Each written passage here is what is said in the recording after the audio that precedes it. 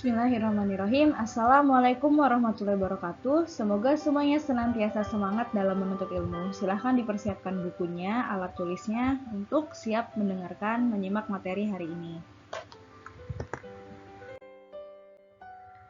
Hari ini kita akan membahas tentang sistem ekonomi, di mana sistem ekonomi itu adalah suatu cara atau sistem untuk mengatur atau mengorganisasikan segala aktivitas perekonomian dalam masyarakat untuk mencapai suatu tujuan tertentu. Nah, sistem ekonomi ini bermacam-macam ya, yang akan kita bahas satu persatu.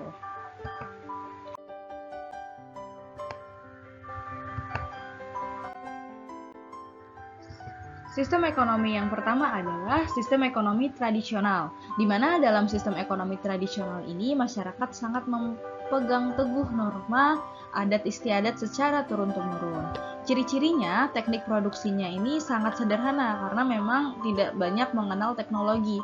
Jadi hanya mengandalkan dari alam, juga mengandalkan suatu cara-cara secara turun-temurun.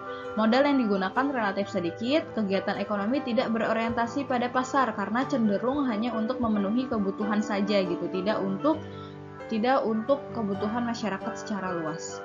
Selanjutnya masih terikat tradisi ya, terikat tradisi, norma, apa yang boleh dan apa yang tidak boleh gitu. Lanjut, berpertukaran dengan sistem barter karena belum mengenal uang dan cenderung menggunakan pertukaran saling bertukar antara barang atau jasa.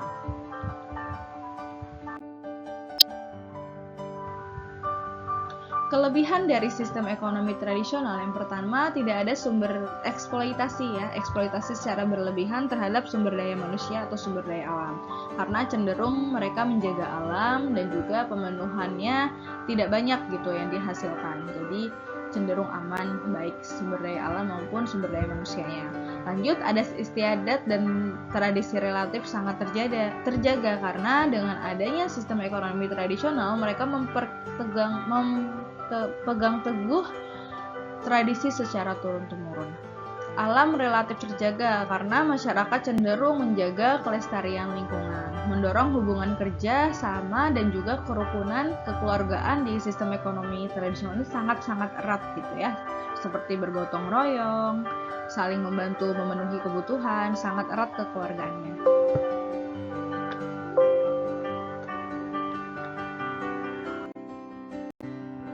Selanjutnya kita bahas kekurangannya. Kekurangan yang pertama, belum ada nilai standar dalam transaksi tukar-menukar suatu barang gitu. Karena digunakan tradisi hanya secara turun-temurun, jadi standar seperti alat pertukaran yang sah belum ada gitu, hanya mengenal sistem barter.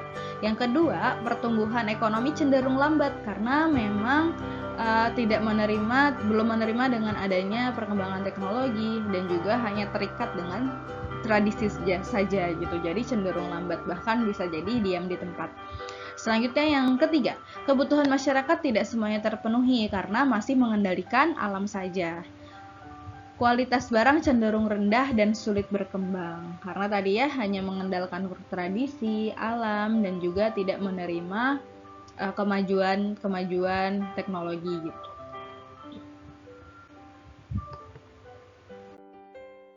Berikutnya kita bahas sistem ekonomi liberal. Sistem ekonomi liberal ini sering juga disebut dengan sistem ekonomi pasar atau sistem ekonomi kapitalis. Kenapa disebut sistem ekonomi liberal? Karena masyarakat di sini itu diberikan kebebasan gitu untuk bisa berusaha, berkreativitas. Dan kenapa disebut sistem ekonomi kapitalis? Karena dalam sistem ekonomi kapitalis ini pemilik modal itu adalah yang paling tinggi gitu. Siapa yang memiliki modal yang paling tinggi, maka ialah yang akan bertahan di sistem ekonomi kapitalis atau liberal ini. Nah, ciri-cirinya, individu berhak memiliki alat produksi dan bebas melakukan kegiatan ekonomi. Jadi bebas dalam berkreativitas, berdagang di sini tuh. Setiap pelaku ekonomi bebas melakukan hak untuk berusaha dan saling bersaing. Lanjut, campur tangan pemerintah sangat dibatasi kecuali untuk mengatasi terjadinya monopoli. Karena tadi ya diberikan kebebasan, maka bisa jadi akan terjadi monopoli. Monopoli ini adalah misalkan suatu orang atau satu perusahaan atau satu orang yang menguasai beberapa sumber daya yang ada gitu. Jadi itu cenderung merugikan masyarakat secara luas. Lanjut, harga barang ditentukan oleh permintaan dan penawaran ya, permintaan dan penawaran yang ada di pasar gitu. Lanjut, kegiatan ekonomi untuk mencari keuntungan sebanyak-banyaknya.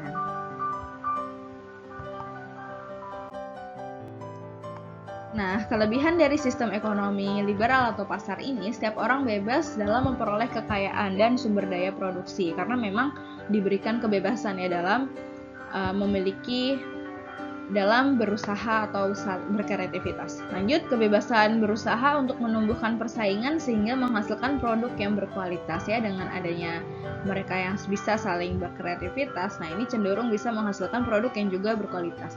Kegiatan ekonomi semakin efektif dan efisien karena tujuan utamanya yaitu mencari keuntungan gitu atau laba sebanyak-banyaknya atau keuntungan. Daya kreasi dan inisiatif masyarakat tumbuh dan tidak dibatasi oleh pemerintah gitu. Masyarakat bebas dalam berkreativitas atau melakukan kegiatan ekonomi gitu, tidak dibatasi oleh pemerintah.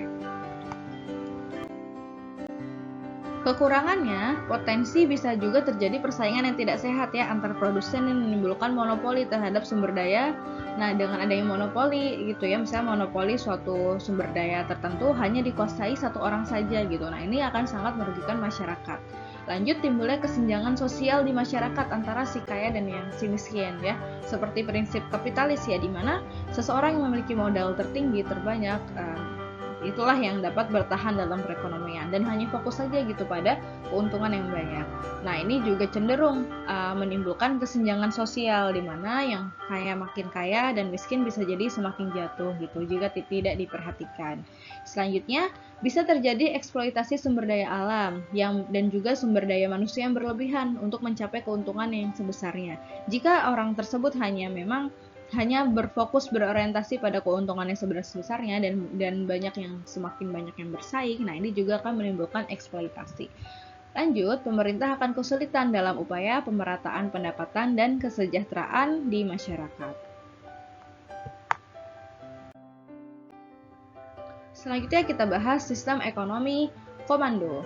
Sistem ekonomi komando ini biasa juga disebut dengan sistem ekonomi terpusat atau sistem ekonomi komunis, karena segala sesuatunya itu baik kegiatan ekonomi itu diatur oleh pemerintah. Setiap orang di sini tidak boleh berkreativitas atau berinovasi, semuanya wajib mengikuti aturan ketentuan dari pemerintah.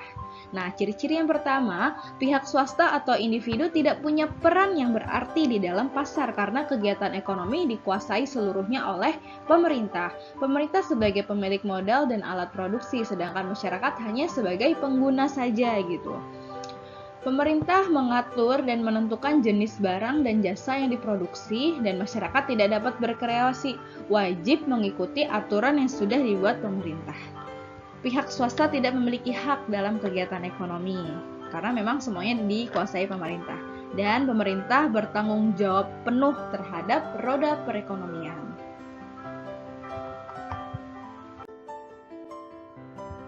Kelebihannya, dengan adanya sistem ekonomi terpusat ini, pemerintah mudah melakukan pengawasan dan pengendalian harga barang dan jasa.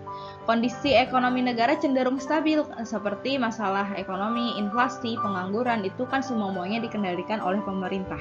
Lanjut, pemerintah dapat mewujudkan pemerataan pendapatan warganya sehingga kesenjangan sosial dapat diminimalisir. Dan juga pemerintah lebih mudah mengontrol kegiatan produksi, distribusi, dan konsumsi yang ada di masyarakat. Kekurangannya, yang pertama, kegiatan ekonomi dilakukan oleh pemerintah sehingga memang cenderung pemerintah saja gitu ya yang memonopoli semua hal yang berhubungan dengan perekonomian. Lanjut, pemerintah menghambat kreativitas, inovasi atau inisiatif dan kreasi masyarakat sehingga banyak barang yang tidak tersedia di pasar karena seluruh barang dan jasa yang disediakan itu berdasarkan aturan pemerintah gitu. Masyarakat dilarang untuk berinisiatif atau kreativitas. Jadi yang tersedia di pasar ya hanya berdasarkan apa yang diperintahkan pemerintah. Lanjut, hak individu tidak diakui oleh pemerintah. Selanjutnya, produk yang dihasilkan tidak selalu berdasarkan permintaan masyarakat karena diingat lagi bahwa sistem ekonomi komando ini segala sesuatunya dari pemerintah, maka produk yang dihasilkan juga berdasarkan aturan dari pemerintah.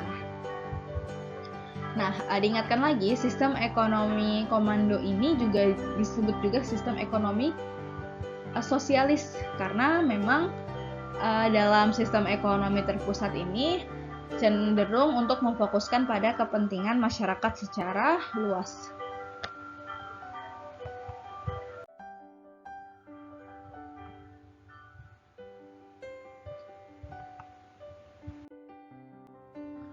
Oke, ini yang berikutnya, sistem ekonomi campuran. Jadi, sistem ekonomi campuran ini campuran antara sistem ekonomi komando dan juga sistem ekonomi pasar. Kan sebenarnya dewasa ini banyak negara yang tidak menerapkan secara murni ya. Misalkan suatu negara menerapkan sistem ekonomi komando secara murni saja atau pasar secara murni. Nah, sebenarnya ada campuran keduanya. Yang pertama, ciri-cirinya pemerintah dan swasta berperan aktif dan bekerja sama dalam roda perekonomian ya. Jadi, keduanya saling kerjasama. Berikutnya, pemerintah berproduksi di kebutuhan yang vital. Yang vital itu yang penting untuk masyarakat secara luas atau masyarakat umum. Sedangkan swasta selain kebutuhan sebenarnya juga diperbolehkan dalam kebutuhan vital, tetapi tetap diberikan batasan dan pemerintah dapat melakukan intervensi gitu. Selanjutnya, pemerintah membuat perencanaan, peraturan, dan kebijakan yang berkaitan dengan perekonomian. Persaingan terjadi di pasar di dalam batas yang wajar dan bersih, di mana pemerintah turut melakukan pengawasan. Jadi saling memiliki peran ya, baik pemerintah maupun pihak swasta atau individu. Nah, kelebihan dari sistem ekonomi campuran adanya pengakuan dari pemerintah terhadap hak individu, sehingga pemerintah memperbolehkan masyarakat untuk memperbaiki taraf hidupnya dan berkreasi dalam melakukan kegiatan ekonomi. Selanjutnya, kondisi perekonomian cenderung stabil sehingga pertumbuhan ekonomi tumbuh lebih cepat karena adanya persaingan bebas. Pemerintah mengutamakan kepentingan dan kemakmuran warganya, pihak swasta tidak dapat eksploitasi sumber daya alam dan sumber daya manusia secara semena-mena karena memang di sini juga pemerintah melakukan pengawasan.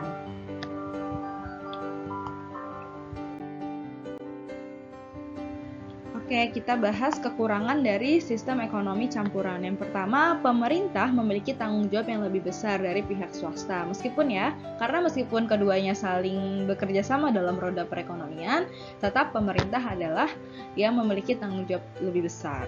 Nah, sering terjadi masalah ekonomi seperti inflasi, di mana inflasi itu adalah kondisi harga barang atau jasa naik secara terus-menerus gitu. Pengangguran dan juga pemerataan pendapatan sangat sulit diwujudkan. Pertumbuhan ekonomi cenderung lebih lambat. Kemudian pembatasan sumber produksi yang dikuasai antara pemerintah dan swasta sulit ditentukan gitu. Karena kan mereka berdua saling bekerja sama dengan roda perekonomian, namun sulit ditentukan gitu mana batasan yang untuk pemerintah, mana batasan untuk swasta. Oke teman-teman semua, untuk hari ini sampai sini penjelasan dari Miss Ayu. Silahkan dicatat di buku catatan karena memang buku kalian ada yang tidak lengkap misalnya. Nah, ini sekaligus mempersiapkan untuk kita akan ada penilaian tengah semester di bulan depan. Oke, semoga semuanya bisa dipahami. Jika ada pertanyaan, silahkan diajukan. Boleh melalui chat WhatsApp ataupun e-learning Alaskar atau komentar YouTube. Terima kasih semuanya. Sekian dari Miss. Wassalamualaikum warahmatullahi wabarakatuh.